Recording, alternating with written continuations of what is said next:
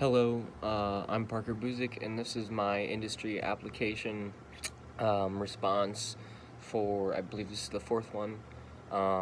So we've been talking all about aggregate planning, demand forecasting, figuring out how much production we will need, the different strategies.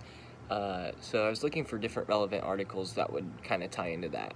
And the one that I found right now is Bed Bath & Beyond CFO looks to declutter shelves and reduce the working capital.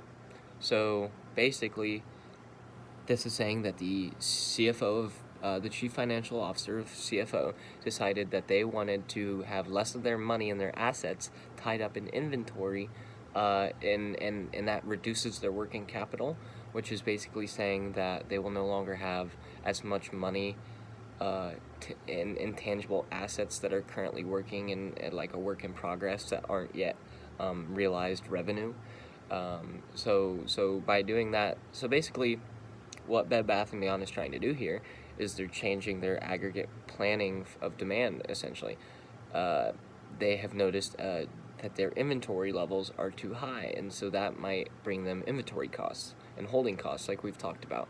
And leaving some of these items on the shelves might take away from other sales, or perhaps it's costing money to put it on the shelf, but they're not getting sold enough.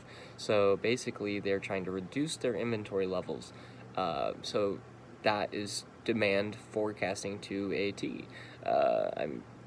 I can't think of a more relevant article than one in which a company is facing the same types of problems that we're looking at in the class, which is, here's our inventory, here's our future demand, what's our production. So, this Bed Bath & Beyond decision to reduce their amount of working capital and decluttering shelves could very likely impact their employees and their hiring costs. They maybe are firing some employees if they need less inventory and less production.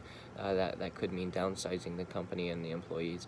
So that is what I found to be relevant in today's business news, based on the topic that we've been discussing in class with aggregate demand forecasting and whatnot.